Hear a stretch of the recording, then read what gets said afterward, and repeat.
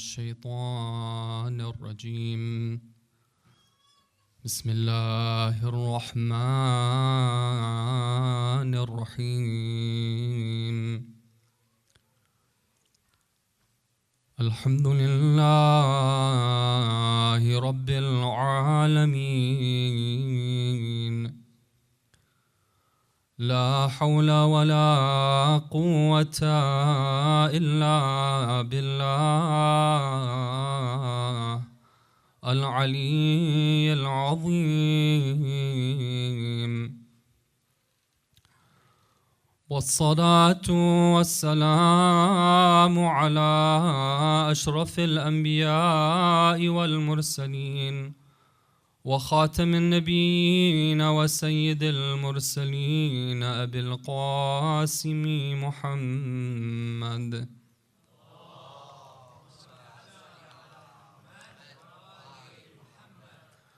وعلى آل بيته الطيبين الطاهرين المعصومين المظلومين ولعن الله الدائم على أعدائهم أجمعين من ليلتنا هذه إلى قيام يوم الدين. السلام على الحسين وعلى علي بن الحسين وعلى أولاد الحسين وعلى أصحاب الحسين.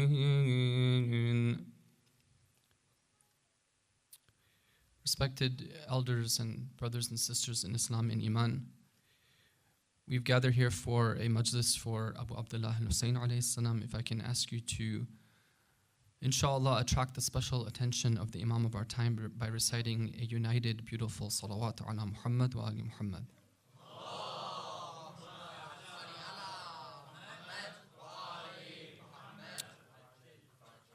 As an inspiration for the topic for tonight, I would like to first share with you a story which comes to us from the journey that Abu Abdullah al-Husayn alayhi salam and the caravan are taking from Makkah towards Kufa. Along the way, they come to a certain resting stop where Imam Hussein alayhi salam is informed that the tent that is pitched there belongs to a man named Abdullah ibn Hur al-Ju'afi. He was somebody who was known to be a warrior. Imam Hussein alayhi salam sends one of his representatives to invite him to join them, to explain to them the mission. But Abdullah refuses to join. And when Imam Hussein alayhi salam hears about his refusal, he himself, along with some of his family members, together they go personally, he goes to invite Abdullah to join him.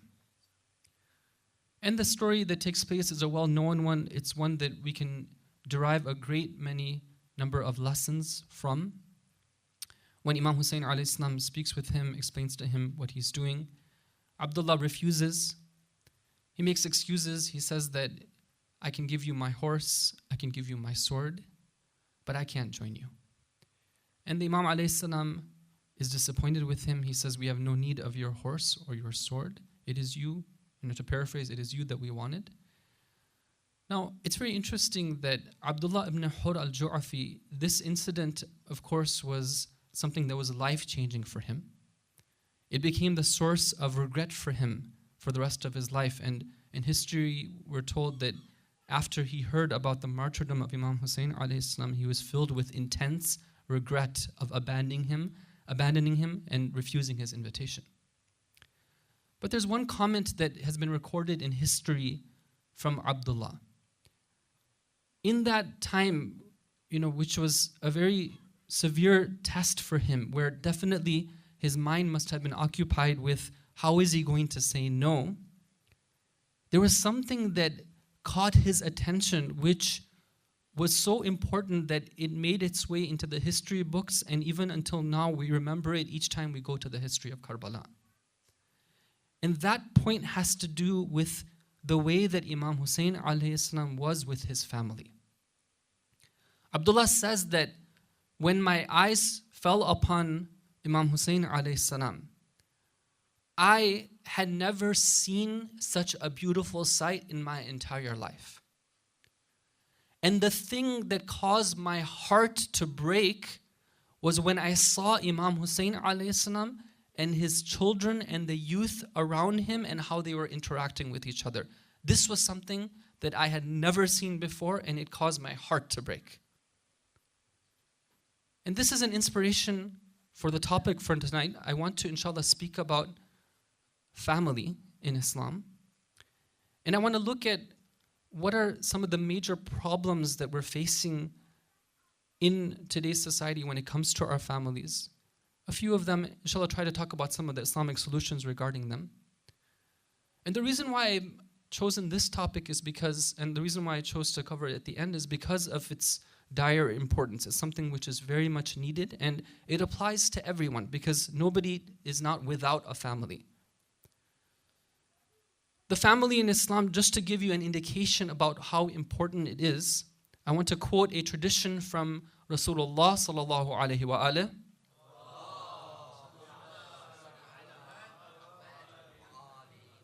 ما من شيء أحب إلى الله عز وجل من بيت يعمر في الإسلام بالنكاح. That thing which is the most beloved to Allah among everything else. Okay, more than if there's somebody who is worshipping on his own, more than if you go for Hajj or for Ziyarah or you make a lot of charity or you build a mosque, whatever it is when you have a home which is founded upon Islam, and that home is governed by marriage. And within it, it is made full of life, and it is something which, is given life by way of this marriage. And then he goes on to say that that which is most detested by Allah is that home which is destroyed on account of separation and divorce. And we know from traditions, it's quite well known that divorce is something which is halal, but is something which Allah Ta'ala has stated through the traditions of the Ahlulbayt that it is something which is not liked. It is something which is disliked. Now, when we see that something is the most beloved, then it's something that we want to strive for. It's something that has great importance. From the Islamic perspective of value, it has great value. But when we look at our society today, and when we look at our communities, and even among the mu'mineen, the trend is to downplay the importance of family. Or in some cases, to change the nature of what family is about. And so what we need to do is not only understand what the importance of family is in Islam, but we need to understand what a family is itself, because it's being redefined for us. And this goes back to the topic of this series, which has to do with the idol of the self. The self likes to be the one that is on center stage, taking the spotlight, making a show and getting all the attention and having everyone directed their attention at them. The self wants to be a being that looks out for its own interests, is focused on gaining profit for itself and deflecting any type of harm. It doesn't have time to be able to deal with others. It's too busy forming its own image and worrying about what other people care about it. And that type of self-centered, individualistic attitude goes directly against what the idea of marriage and family is all about. Family is almost like, you could say, the complete opposite, where it's about going away from this type of self-centered perspective and trying to see things as a group. And a group is something that we've been talking about, how from the Islamic perspective, Allah Ta'ala has given us a task, a mission, not only to be able to attain perfection and take a journey, an individual journey to Him, but as a community, as a society to journey to Him as well. when Ayatollah Khamenei explains the role of a family, he uses a very apt example. He says that, imagine that you have a body, the body being the likeness of the society. What is the most basic building block on a physical level of the human body? It's a cell. Now, our body is made up of millions of cells. They do all sorts of wonderful and fascinating things. But what is the importance of one cell with respect to the rest of the cells? And the cells are being likened to the family within the society. The way it works is that even if you have one cell that starts acting like it's sick, it goes off, the wiring gets kind of messed up, right? For example, na'udhu billah, it becomes cancerous, for example. It can be the source of corrupting other cells, which go to corrupt other cells, and then the whole body can be taken over by these type of cells, which are, sometimes you can even attack the body itself. So the importance of a family is something which is extremely important. It can lead to the health of the society, and it can lead to the sickness of the society. Allah Ta'ala in the Quran, in Surah Al Imran, verse number 200, He says at the very end of the surah, He says, Ya ayyuhal ladhina amanu, isbiru wa sabiru wa rabitu. وَرَابِطُ وَاتَّقُوا اللَّهَ لَعَلَّكُمْ تُفْلِحُونَ. There are 4 commands given there. And the Mufassirin say that in a way, this verse can be used to understand what is our common duty. Like, what is it that we're supposed to, what is our responsibility at a high level? So number 1 is isbiru. Okay, have self-restraint, have patience. Because as a mu'min, you're going to be tried. You're going to go through difficult times in your life. Don't think it's going to be a walk in the park. Having iman is basically inviting some type of difficulty in your life, because you are now telling Allah that you wish to be challenged and you can rise to a higher level. So that's going to happen for you. But is that all? Is it just a matter of waiting for those tests to come up in our individual life and for us to climb up the stairs and eventually get to the state of ultimate self-perfection? There's more to it. That's part of it. There's another part. What is it? وَصَابِرُ. Sabiru, according to some of the interpretations, means that as groups of individuals come together and help each other navigate those difficulties. You're supposed to be a community that is intimately aware of what's going on with each other. And when one person has a problem, the other people are there to support them. Now, how does this take place? It takes place, for example, in the form of friendships, in the form of centers, but primarily in the form of families. وَرَابِطُ. وَرَابِطُ meaning that be closely tied to one another. And the ahadith and the mufassirin explain that this, of course, requires a center point, an axis, a pole that everyone is aligned with. And that is the concept of the leader, the imam, or the representative of the imam, who is going to be the one that everyone is linked to in the center point, but also everyone is linked to each other with the bonds of wilaya, as we've explained in the past. Wilaya meaning a very close connection without any barriers, heart to heart. Now, and then Allah says, وَاتَّقُوا اللَّهِ, have taqwa of Allah. And what is the result of that? لَعَلَّكُمْ تُفْلِحُونَ, so that you may attain success. So in a way, there's a very beautiful ayah which summarizes, well, what are we supposed to do? What is our practical duty? So you see here that the idea is that you can't be somebody who is sort of just worrying about yourself. You have to be looking at your responsibility as being in a group together. But the idea, the self-centeredness, the idol of the self is one that doesn't like that. It doesn't like the idea of wanting to be with others and work as a group and the difficulties that have to be endured as a result. I was reviewing in our country, in the province of Ontario, recently, like in the last few years, they introduced a new curriculum for teaching family life and the issues related to that. And it was very interesting that this curriculum introduces all sorts of ideas about the modern conception of the family. But when we look at it from an Islamic perspective, let's say that you were asked to come up with like a few words that define the core of a family. Like if you wanted to, like, let's say, draw a picture where you had a family, and then you said that, okay, what are the roots of that family? I think if we were to come together and say from an Islamic perspective, what makes up a family, we would probably come up with things like, let's say, love, compassion, marriage, right? These are the types of things that we would think would be part of a family.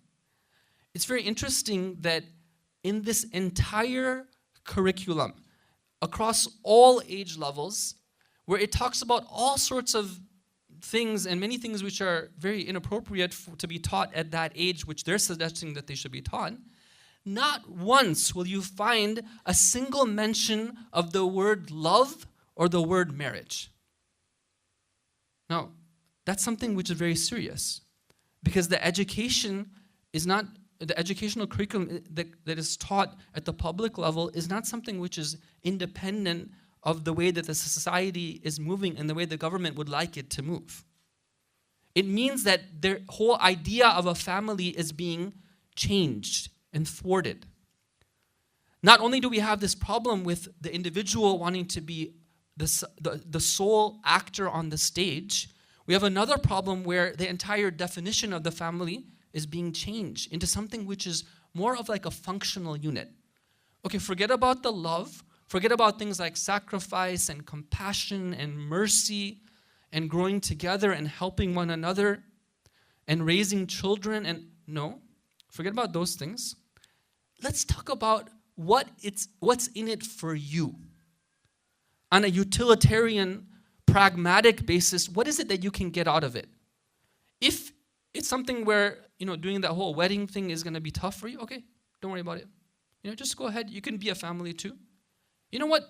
The family can be up to you to decide, because after all, it's all about you, isn't it? That's sort of the attitude, that because the idol of the self is the thing which is worship, you get to decide how you want to form your family. One of the things that every believer and every person of faith should be concerned about is the redefinition of what is the core components of a family. The teachings of faith, the holy books teach us that a family consists of a husband and a wife who are lawfully wedded for the sake of God. The vows and the covenants that are made are a holy bond. And there are commitments that are to be made when that takes place. But modern society proposes different models of families. And they're preaching these and pushing them to our children as well. It's very interesting if you look and see the promotion of alternate families to children. I was looking at how is it that mainstream media is pushing these ideas to our children. If you are not aware, you should know that the year of 2017 was the tipping point. It's where it switched from being something that was kind of talked about maybe in not so openly. It was kind of theorized, it was being practiced, the stage was being set, but in 2017 it was something that came to the forefront and then was pushed to the children as well.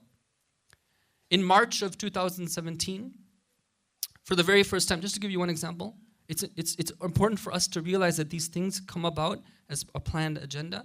March of 2017, for the very first time, in one of the Disney cartoons, they had some of the acts being shown between the same gender, openly.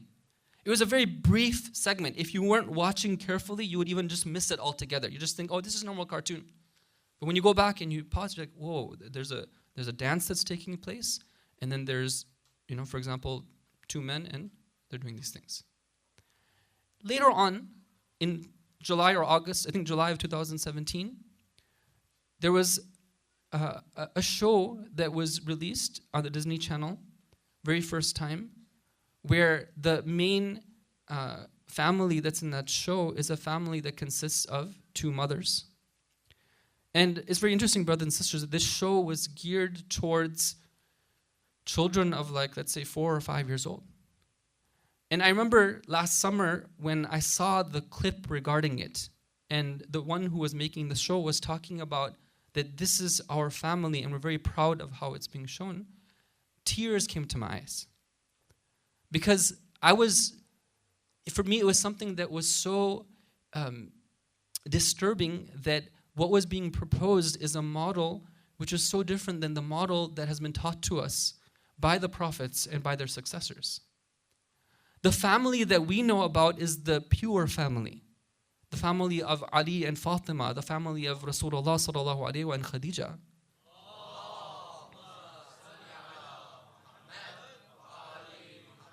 And we cannot just simply look at these things and say that, okay, well, that's what they want. Okay, that's the way it is. We're in the society. We have to just let it be, and then that's it. These things have severe impact on children. For them to see the fundamental paradigms, the basic building blocks of a society where the very identity of it is being questioned is something which definitely has an impact on our children.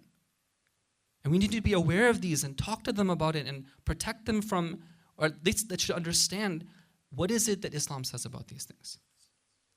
Now, brothers and sisters, what has resulted from this is that we have a moving away from the family among the mu'mineen. This is a serious problem. We have, for example, people getting married and then finding that marriage is something which is too difficult for them, it's too inconvenient, and they're moving away from those marriages.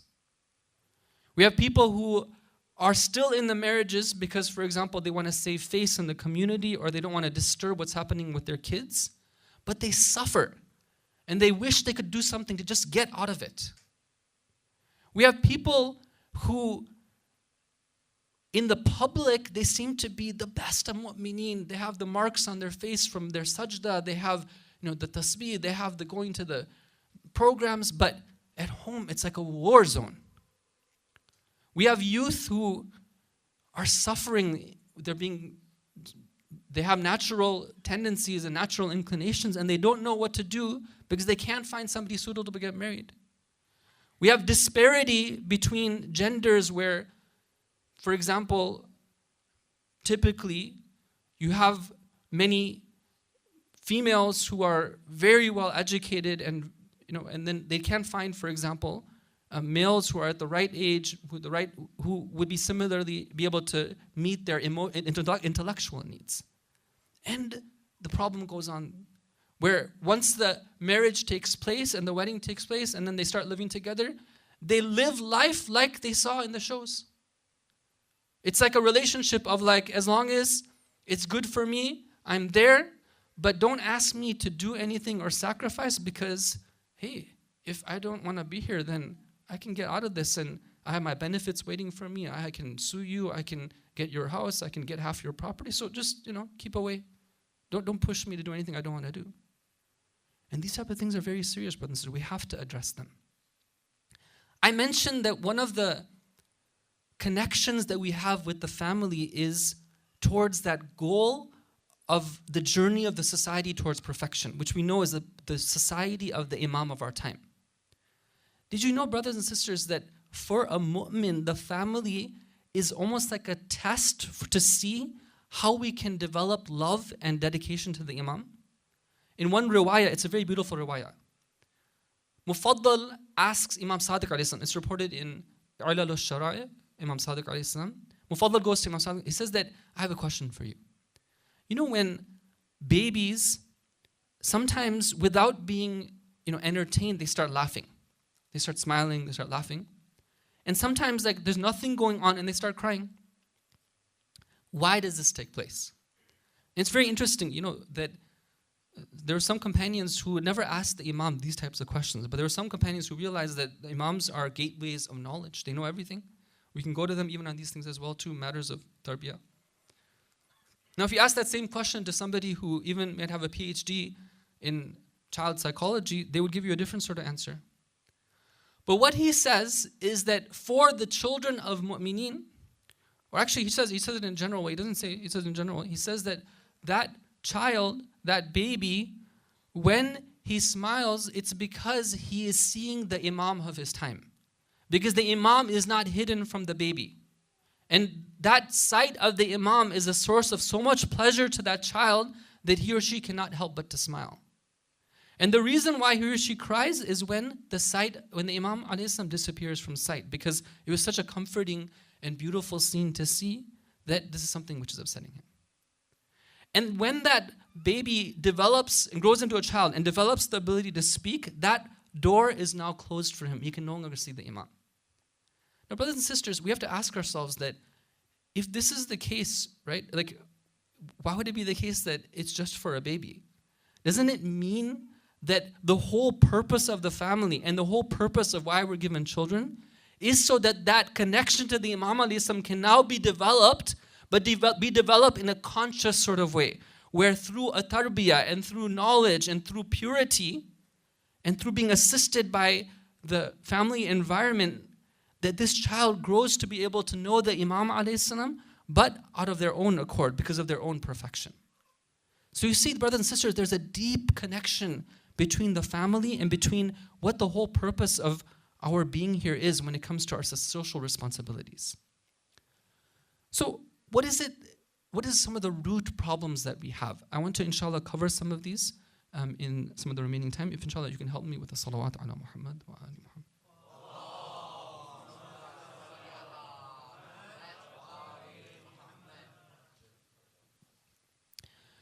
Brothers and sisters, if you spend some time pondering upon the nature of creation and our role in this world, one of the conclusions that you will come to is that most definitely we were not created for this world. Okay, how do we know that? It's very simple. Okay, it's very simple. It doesn't require, studying hours and hours of theology. Very simple. When you look around you, you see that everything has been created in an extremely just and proportionate way. Everything has a system. Everything has properly, it fits together in the way it ought to fit together.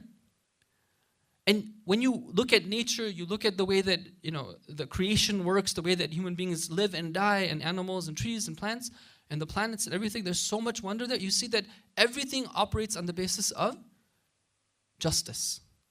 Okay, Allah says in the Quran, A'udhu billahi minash shaitanir rajim, Surah Al-Rahman, وَالسَّمَاءَ رَفَعَهَا وَوَضَعَ الْمِيزَانِ. Allah Ta'ala has raised the skies and He has placed the balance. And some of the Mufassirin say that this balance is something which encompasses all of His creation and something that can be sensed if we just ponder upon it.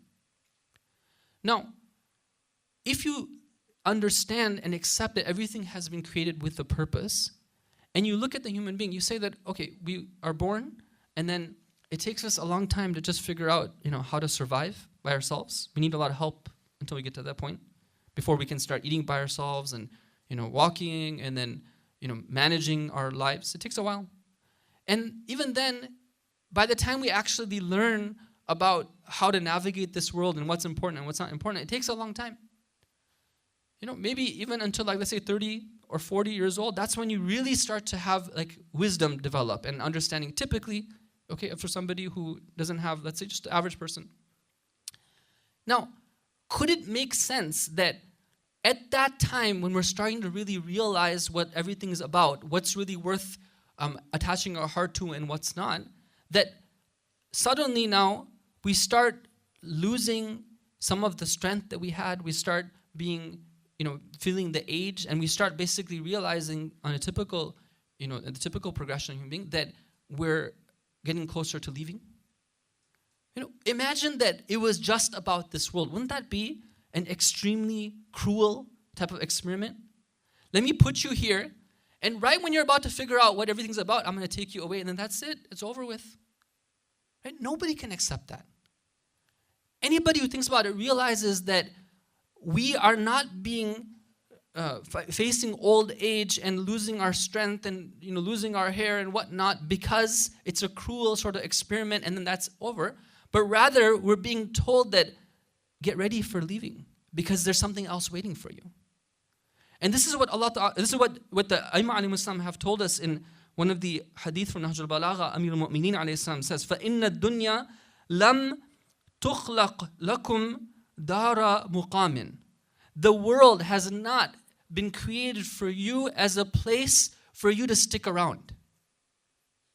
بَلْ خُلِقَتْ لَكُمْ مَجَازًا. It's been created for you as a bridge, as a passage point. What are you supposed to do here? لِتَزَوَّدُوا مِنْهَا الْأَعْمَالِ, so that you can acquire the provisions for that journey.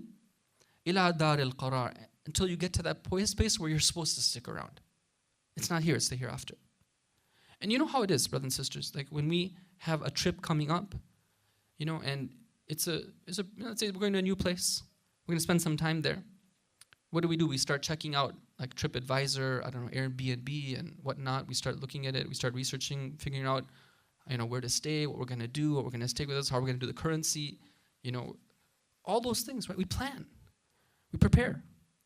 So if we know that this world is not just about this, right? Then what we're looking for is those things which are really going to set us up for success in the hereafter. One of the main problems that prevent us from having proper families and having the right attitude towards families is we have weak belief in the hereafter. We don't, for example, when we're told that for a man to help out at home, even for an hour, the hadith of the Prophet says that if a man were to help out at home for an hour, the reward that he gets for doing so is better than 1,000 years of worship, 1,000 Hajj and Umrah, 1,000 freed slaves, 1,000 I don't know what and what, all these types of things, right? When we read those things, we're like, oh, okay, yeah, that's good. We heard that in Majlis. Now let's go on. What's on my phone? What's the latest, right? What's the problem is that we don't, like, if we don't have a sense for ma'ad, that we don't have a sense for hereafter, a care for it, then these type of things don't take importance in our lives. We have to realize, brothers and sisters, that this world and everything in it, it's something which cannot meet the very basic needs that we've been created with. It doesn't give us that happiness. I was reading about the founder of Minecraft. Okay, Minecraft is a video game, extremely popular.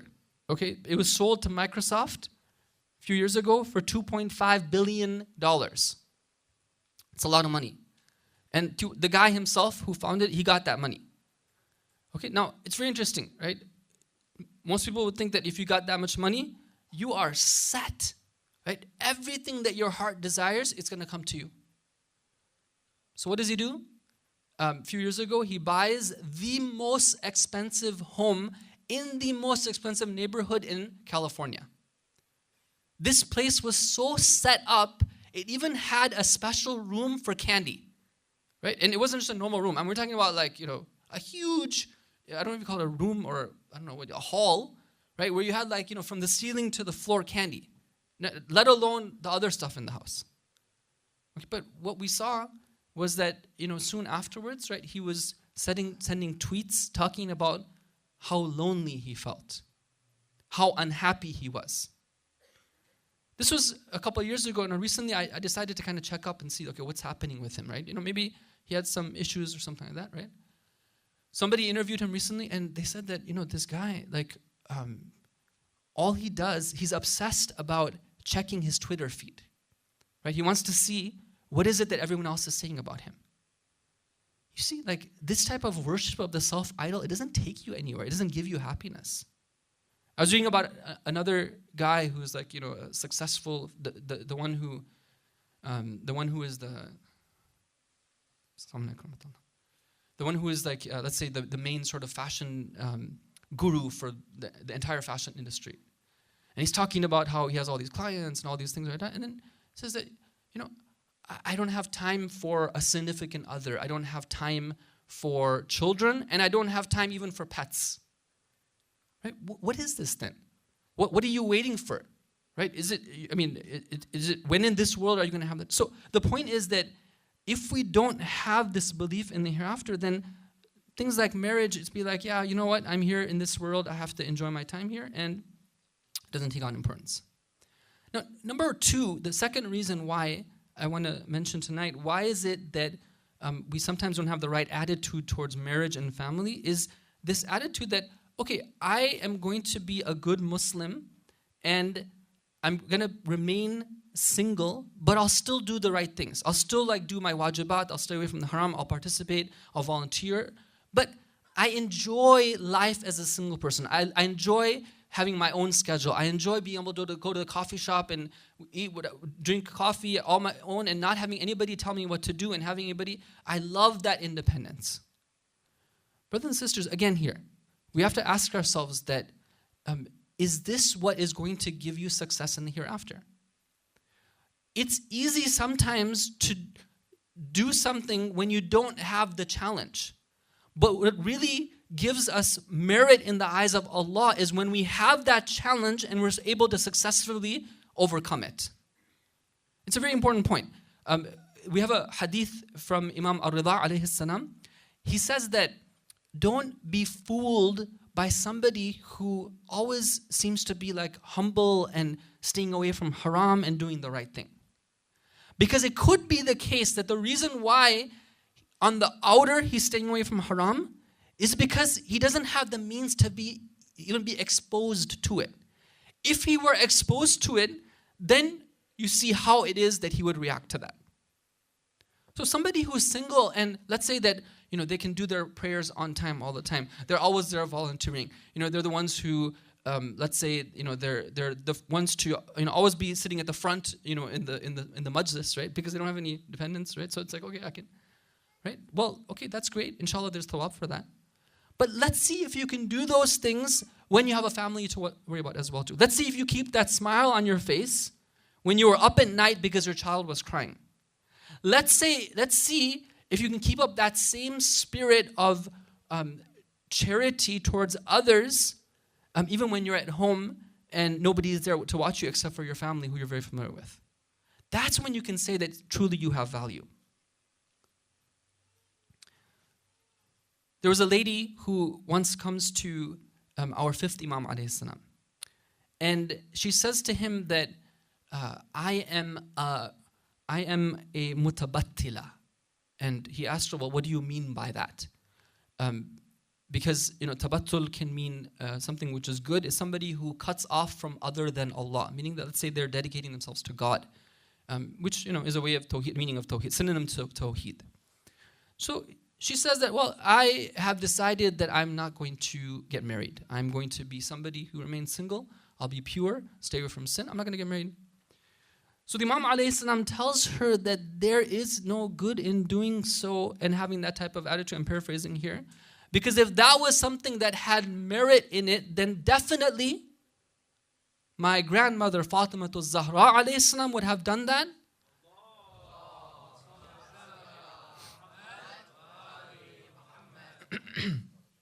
She would have declined to get married, but there is no one to surpass Fatima alayhi salam in excellence.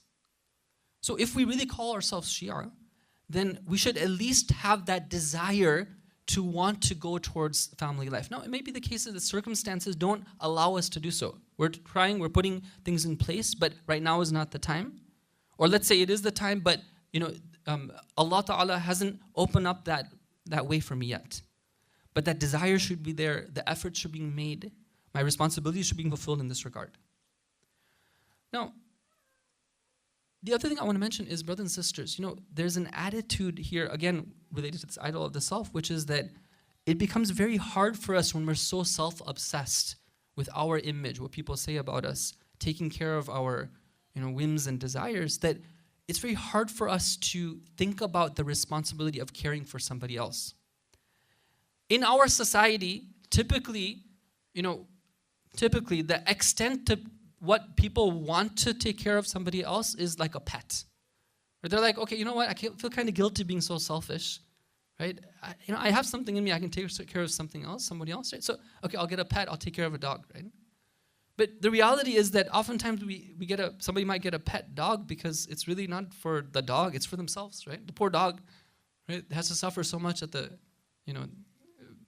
dealing with like its master. Right? This type of attitude needs to change. Like if we just think about it, okay, and we ask ourselves that, what is the most valuable gift that we can give? Right? What is the most, there's only so much pleasure that you derive from utilizing the blessings of God. It only takes you to a certain point. But what really gives pleasure is when you can give the gifts of God to someone else. And that's why, some people, in our society, they realize this. They're like, oh, you know what? I got to do some charity work. So what do? They say, okay, every other weekend I'll sign up and we'll go to a soup kitchen. Okay, and then the other week I'll do this. Another week I'll organize this thing. Okay, but the rest of the week I'll be with myself. Brothers and sisters, if you want to take that spirit of charity and you say that I really care about helping somebody else, then you'd be like, you know what? I want to do this on a full-time basis. I want to do it in the daytime. I want to do it at the nighttime. I want to do it in the good times. I want to do it in the bad times. And I want to do it in the form of these children who will be the source of, they'll be my projects. I'll be the one who, with the help of God, I'll be a conduit for them to be raised with Tawheed and with the acceptance of the wilayah of the Imam.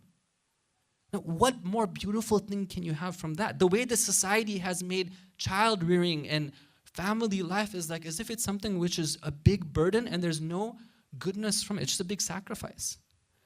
For sure it's a sacrifice. But we've been created in a way that we enjoy sacrificing. Imagine somebody who looks back at their life and they say, the best I could do, and I'm not talking about people who tried and it didn't happen for them. No. Let's say that they deliberately made these choices. Say, you know what, the best I allowed myself to do because I was so indulged in myself was that I had a pet. Okay, I mean, couldn't you have done more? Right? Didn't you yourself enjoy a family and all the things that you took from your family? Don't you want to give that and do better for someone else in your life? Sallu ala Muhammad wa ali Muhammad.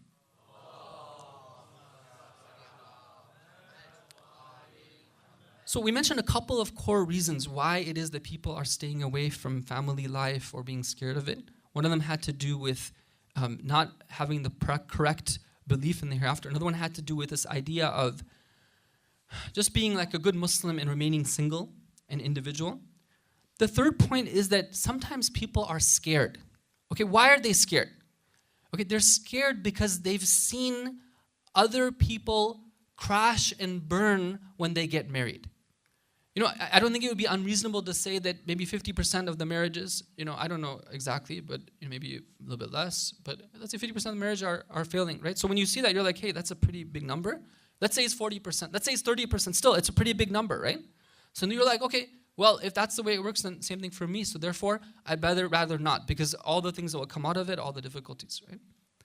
Now, brothers and sisters, this is where we have to really ask ourselves that how important is family for me? Is it something which is just like an optional if I get around to it, right? Or is it something that I've been created for?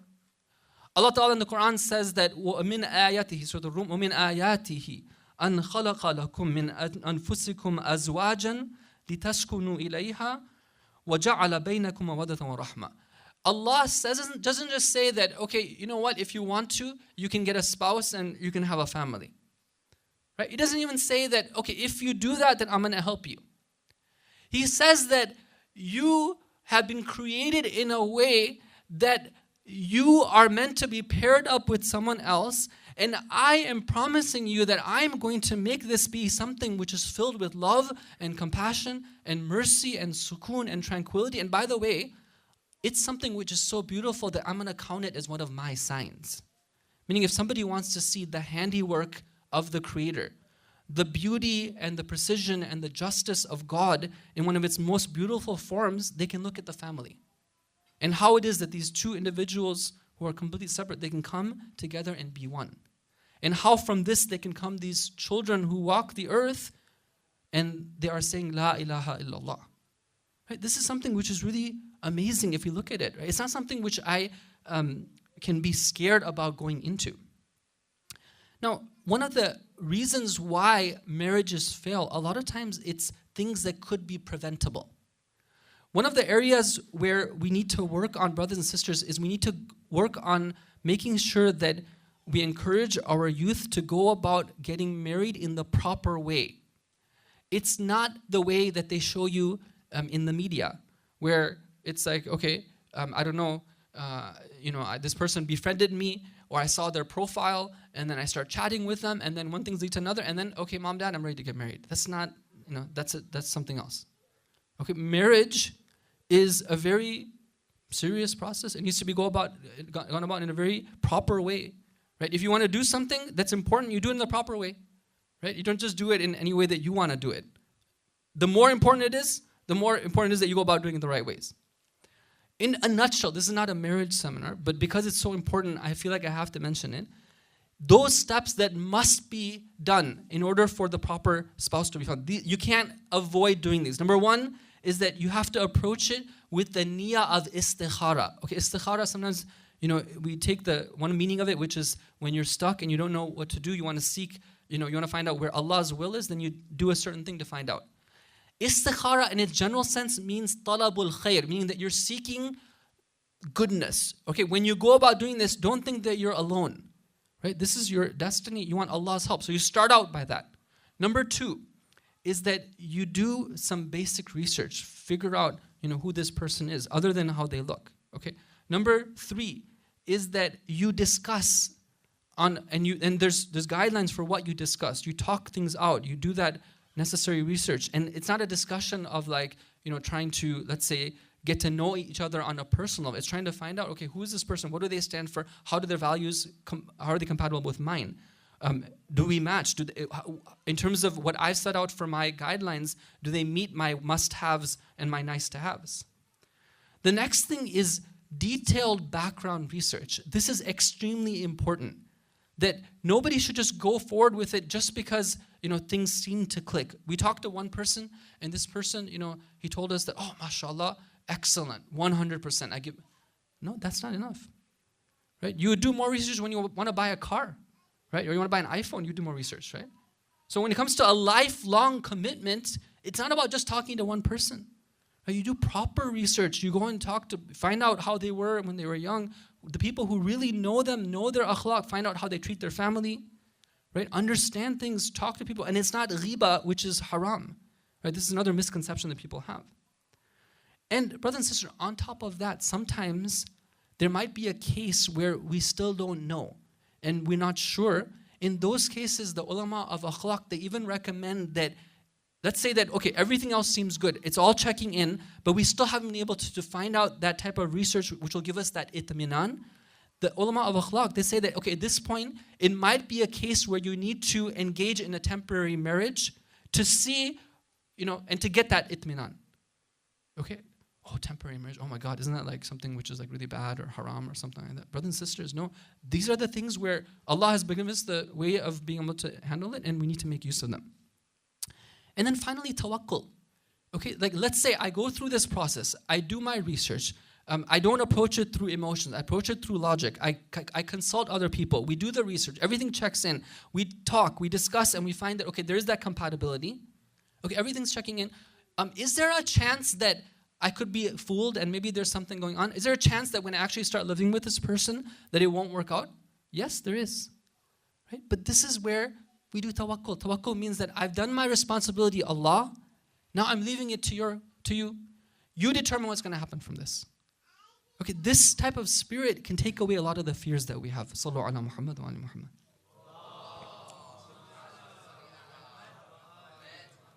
I mentioned a few reasons for why people maybe have a negative taste toward family and marriages. The last point that I want to make is a very important point.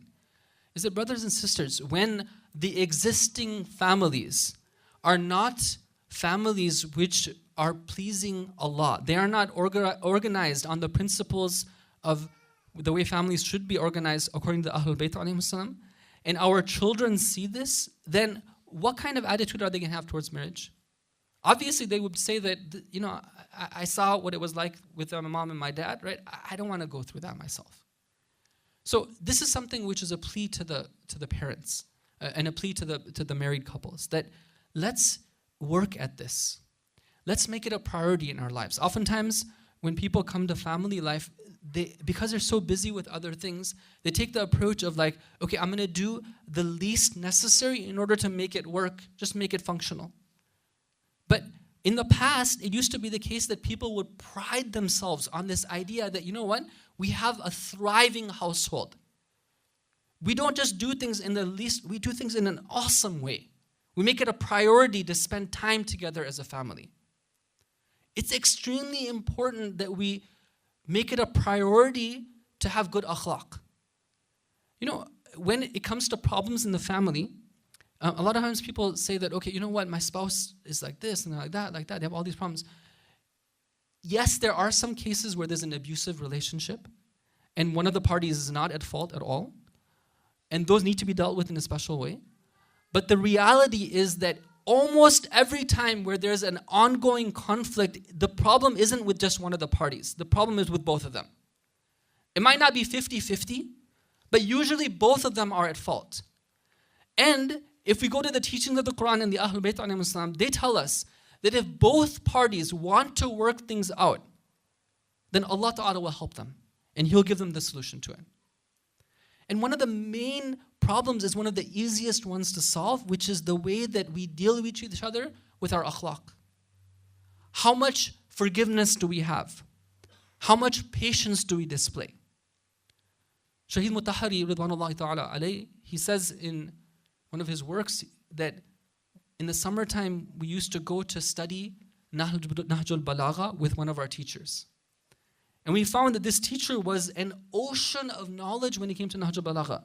He had so much to offer us. And we saw that he was a person who, is so familiar with the words of the Imam. He was acting upon them as well. And the way that he would treat us, the way that he would even treat his family, we saw that he was somebody who was very dignified, very noble.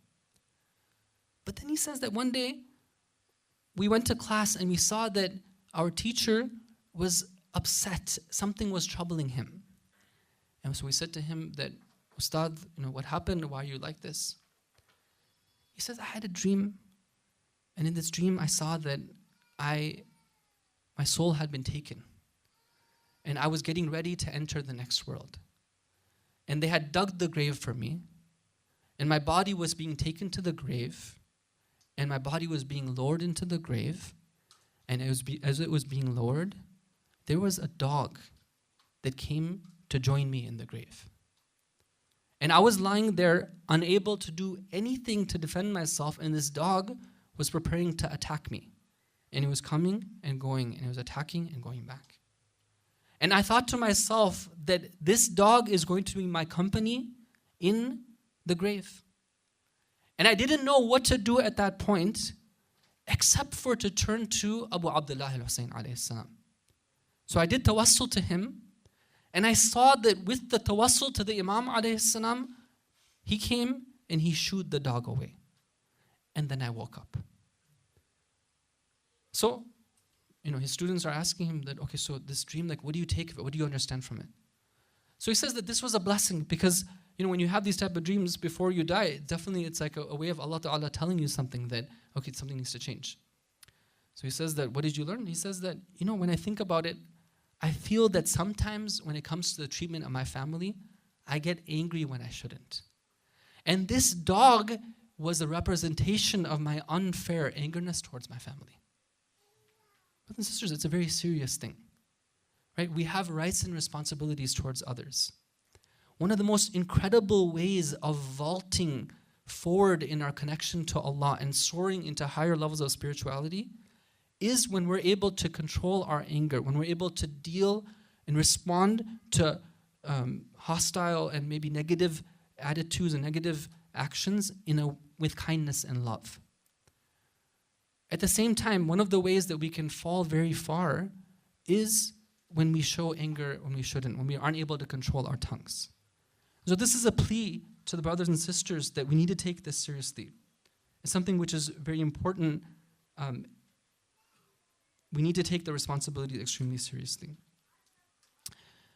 There are more points that I would like to, inshallah, I'd like to continue this discussion and talk about some of the other serious issues that we're facing that are threatening our families. Inshallah, if Allah gives us the tawfiq, then we'll continue the discussion tomorrow night.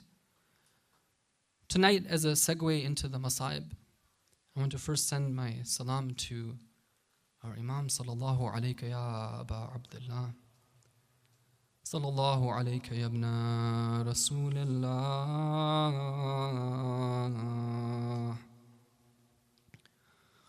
Sallallahu alayka ya Sayyid al-Shuhada. أيها العطشان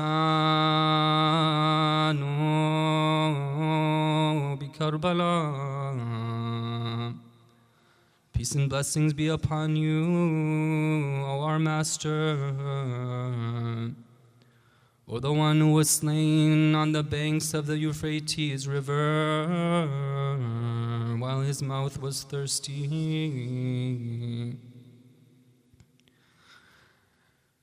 When we read the history of Karbala, we see that the one who was the support for all the women and children in the army, the one who was the pillar, was the flag bearer of Imam Hussein, Hadrat Abbas alayhi salam. But the one who was the delight of the heart of everyone was the son of Imam Hussein, Ali Akbar. According to one report, we're told, when the ladies and the children didn't want to see him go forward, they loved him so much, they knew what would meet him if he were to go forward. Imam Hussein alayhi salam tells them, leave him, leave him. He is one who is drowned in the love of Allah. Everything he does, his entire being, exists for the sake of Allah. It is because of his connection with Allah that Ali Akbar was so beloved. For everyone else, we're told that Imam Hussein alayhi salam gave them permission to go forward. But only in one case do we see, when one of the soldiers went forward, the Imam had to say something. What is he saying to Allah? Oh Allah, be my witness. But perhaps Imam Hussein alayhi salam is asking Allah, oh Allah, give me patience. This is the very beloved of my heart who is going to be martyred. Oh Allah, give me patience. Ayatollah Bahjat says that we're told in history that Ali Akbar martyred 200 of the soldiers.